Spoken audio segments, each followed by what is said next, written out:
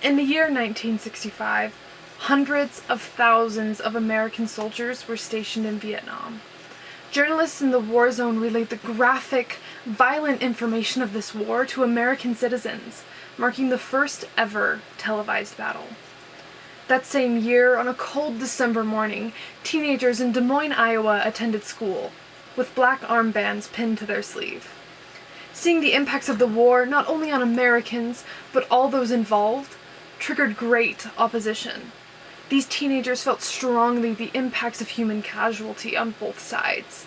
They believed that this war was one that should end in truce, and felt it was their right to showcase that. Later in the day, these teens were suspended from school for simply wearing an armband, but it didn't stop there. They attended school board meetings, asking for change in policy, and when their voice wasn't heard, they took to court. The Supreme Court, to be exact. To make a long story short, 5 years after that December morning in 1965, the Supreme Court ruled in favor of the First Amendment rights of those teenagers, boldly stating, "Students and teachers do not shed their constitutional rights at the schoolhouse gate."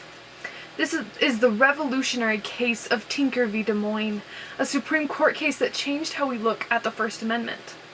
It is an impactful story for students and teachers across the history of the United States, cementing the rights that the First Amendment grants to us, regardless of our physical location.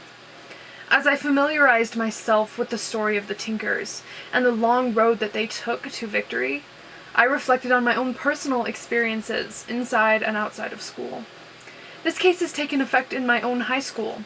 I see students each day wearing clothes with statements of their political values. Our teachers can still hold to their rights and opinions when it doesn't hinder student learning. Each example shows the true magnitude that just one court case has on the nation as a whole. It shows the magnitude that just one family has on the nation as a whole. The case of Tinker v. Des Moines is more than a First Amendment case. It showcases the impact individuals can have on the course of a nation. Each of us has the power to alter and refine the democratic processes in this country. And it all comes back to the Constitution and its amendments. Since its creation, the Constitution has constantly been altered, refined, and changed. This is true even for our amendments. And the great part about our Constitution is that we are truly given the power to define what each article and amendment mean. Court cases provide great focus into what amendments have the right to do and not to do. Just as we saw in Tinker v. Des Moines, these cases and the subsequent Supreme Court decisions are what truly sets how we are affected by the Constitution. And that's the beauty of the country that we live in. As a democracy, our policy has the ability to evolve with the nation. The voice of the people is, even if indirectly, still the voice that makes decisions and makes change in the United States. We as individuals are given unalienable rights, and included in that statement is the right to refine our political processes. With each court case and court decision, we are not only writing history for ourselves, but for our nation.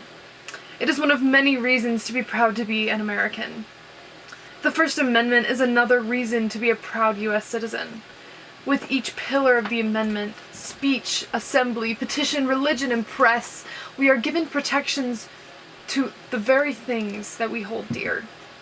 The right to free speech, having the protections to say and express what we please. Assembly, the ability to come together in support of a cause without fear of being subdued by our government. The right to petition, to push for change in the policies that govern us. Religion, the right to worship how, where, and what we may. And the right to choose whether to identify with any denomination. And lastly, the right to press, the protection of unhindered flow of information to and from American citizens. Each of these rights characterize the American dream as we know it. The First Amendment is the first for a good reason. The 5 pillars of this amendment are protections that Americans use daily. Our forefathers created the Bill of Rights to guarantee the protections that they believed to be unalienable. This holds true today when we see citizens of other countries who do not have the protections that we enjoy. Now more than ever, these protections matter. Each unalienable right that we enjoy is proof of the sacrifices made to create the country that we live in today. A country that allows citizens the freedom to choose in every facet of their lives. A country that hears the voice of the people, that is governed by the people. I am proud to live in a nation that protects my rights and that gives me the power to change for the better. I am proud to be an American.